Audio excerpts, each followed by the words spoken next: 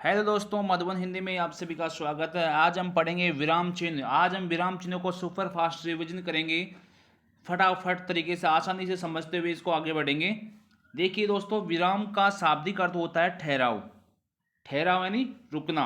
जैसे मान लो हम कोई काम कर रहे हैं, काम करते समय हम कुछ समय के लिए रुक जाते हैं, या फिर हमारा जो पेन होता है, जब हम कुछ लिख रहे होते हैं उससे, तो लिखते समय हम कुछ समय के लिए रुक जाते हैं, तो उस रुकाव को या उस रुकने को हम कहते हैं विराम अथवा रुकना।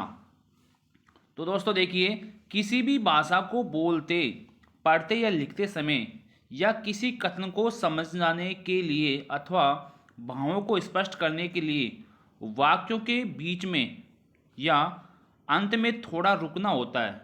और इसी रुकावट को, तो दोस्तों, हम किसी भाषा को बोलते हैं, पढ़ते हैं या लिखते हैं समय, या फिर हम कोई कथन समझाने का प्रयास कर रहे हैं अथवा अपने मन के भावों क्या कर रहे हैं, स्पष्ट कर रहे हैं, तो उस स्पष्ट करते समय हम जब अंत में थोड़ा रुक जाते हैं, तो उसी रुकावट को संकेत देने वाले चिन्ह क्या कहलाते हैं, विराम चिन्ह कहलाते हैं। तो साधारण भाषा में जब हम कुछ कहते हैं, बोलते हैं, अपने भावों को स्पष्ट करते हैं, तो उस समय जब हम कुछ समय के लिए रुक जाते हैं, तो उसी रुकावट को हम क्या कहते हैं, विराम कहते हैं। और उससे प्रदिष्ट होने वाले जो चिन्ह होते हैं उन्हें हम विराम चिन्ह कहते हैं। तो विराम चिन्ह के प्रयोग से भावों को आसानी से समझा जा सकता है। हम इन चिन्हों का प्रयोग करते हुए अपने मन के जो भाव होते हैं उन भावों को हम आसानी से समझ सकते हैं। भाषा में स्पष्टता आती है।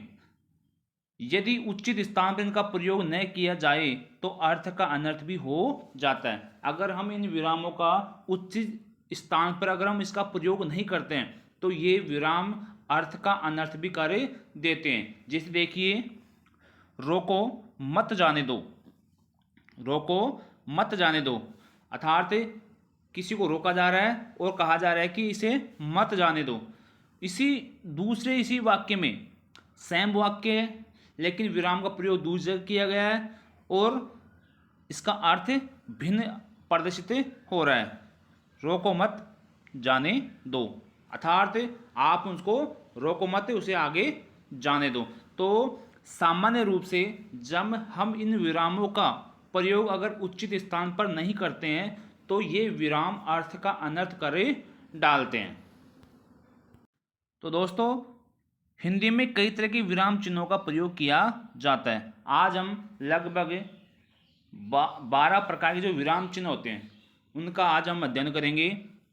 और हिंदी भाषा में विराम चिन्हों का प्रयोग जो किया जाता है उनको हम आसानी से समझने का प्रयास करेंगे। देखिए, सबसे पहले हम पढ़ेंगे पूर्ण विराम। पूर्ण विराम क्या होता है? जब हम कोई वाक्य लिखते हैं, और वाक्य के अंत में हम ये वाला चिन्ह लगाते हैं तो उसे हम पूर्ण विराम कहते हैं। कि पूर्ण विराम का प्रयोग वाक्य को पूरा होने पर किया जाता है। जब कोई, जैसे राम जयपुर जाता है, तो जाता है तो लास्ट में इसका हम प्रयोग करेंगे। जहां प्रश्न पूछा जाता है हो उसे छोड़कर हर प्रकार के वाक्यों के अंत में इसका प्रयोग किया जाता है। देखिए दोस्तों, जहां पर प्रश्नवाचक वाक्य हो उन वाक्यों को छोड़कर बाकी सभी प्रकार के वाक्यों में पूर्ण विराम का प्रयोग किया जाता है।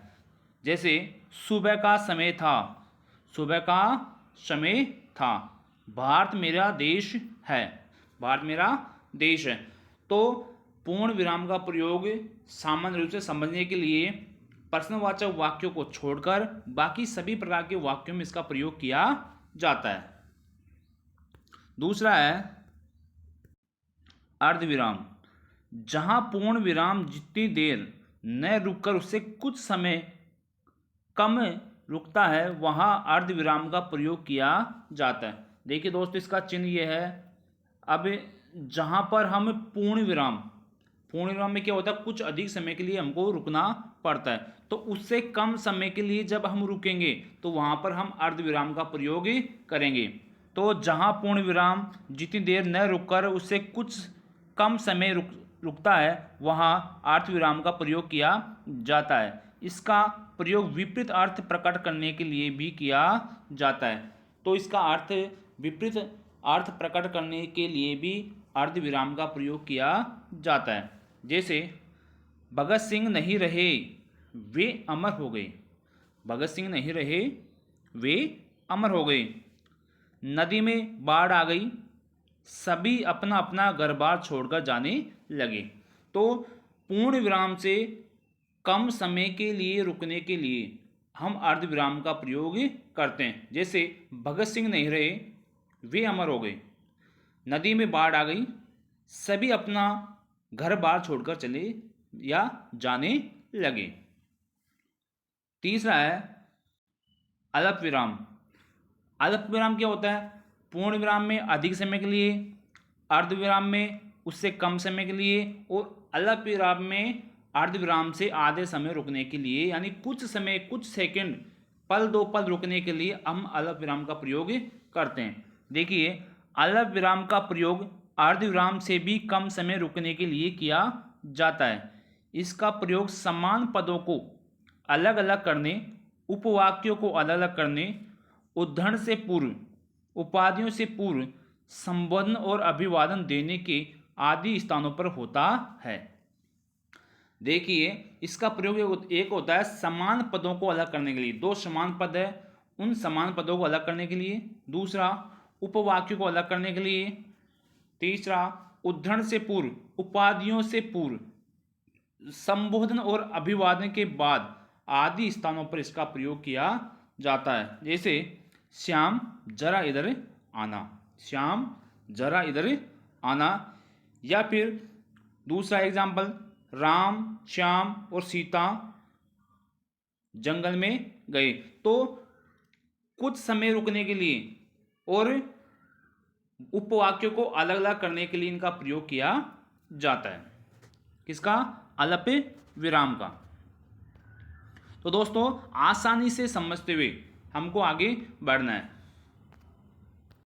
चौथा है प्रश्न सूचक चिन्ह। अब प्रश्न सूचक चिन्ह क्या होता है? ये वाला चिन्ह होता है। तो ये प्रश्नवाचक जो वाक्य होते हैं उसके अंत में लगा हुआ हमको दिखाई देगा, और जहां पर ये चिन्ह लगा होगा वहां पर प्रश्न सूचक वाक्य या प्रश्नवाचक वाक्य होंगे। प्रश्न सूचक चिन्ह का प्रयोग प्रश्नवाचक वाक्यों या शब्दों में किया जाता है। प्रश्नवाचक वाक्यों या शब्दों में किया जाता है। कभी कभी संदेह, अनिश्चय व व्यंग्यात्मक भावों की स्थिति में भी इसे कोष्टक के बीच में लिखकर भी प्रयोग किया जाता है।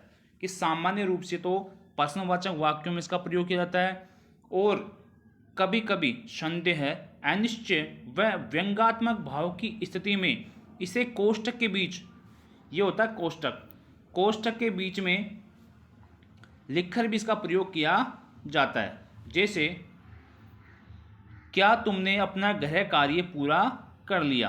क्या तुमने अपना गृह कार्य पूरा कर लिया? जैसे ही हम ये प्रश्न करेंगे सामने से क्या आ जाएगा? जवाब आ जाए कि हाँ मैंने गृह कार्य पूरा कर लिया, या नहीं मैंने गृह कार्य पूरा नहीं किया। तुम कब जाओगे? जैसे हमने पूछा तो हम क्या कर रहे हैं? सामने वाले से प्रश्न कर रहे हैं, क्योंकि हमको सामने भी प्रश्नवाचक चिन्ह भी यहाँ पर दिखाई दे रहा है। तो सामने वाला कह देगा मैं कल जाऊंगा, परसों जाऊंगा या आज जाऊंगा।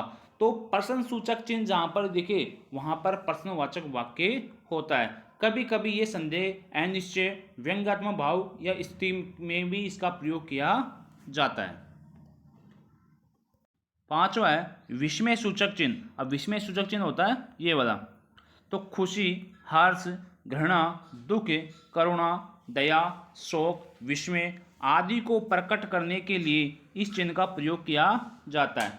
कि खुशी का, हर्ष का, घृणा, दुख, करुणा, दया, शोक, विस्मय आदि को प्रकट करने के लिए विस्मय सूचक चिन्ह का प्रयोग किया जाता है। संबोधन के बाद भी इसका प्रयोग किया जाता है। कि संबोधन के बाद जो कारक होता है, आठवां कारक संबोधन, उसके बाद भी इसका प्रयोग किया जाता है इस चिन्ह का।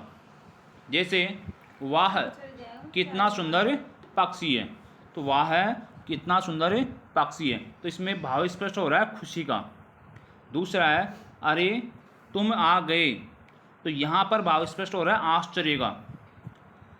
तीसरा है ओह तुम्हारे साथ तो बहुत बुरा हुआ, यहाँ पर दुख का भाव स्पष्ट हो रहा है। तो इसमें विस्मय सूचक चिन्ह में या विस्मय सूचक शब्दों में खुशी, हर्ष, घृणा, दुख, करुणा, शोक आदि का भाव इसमें प्रकट होता है।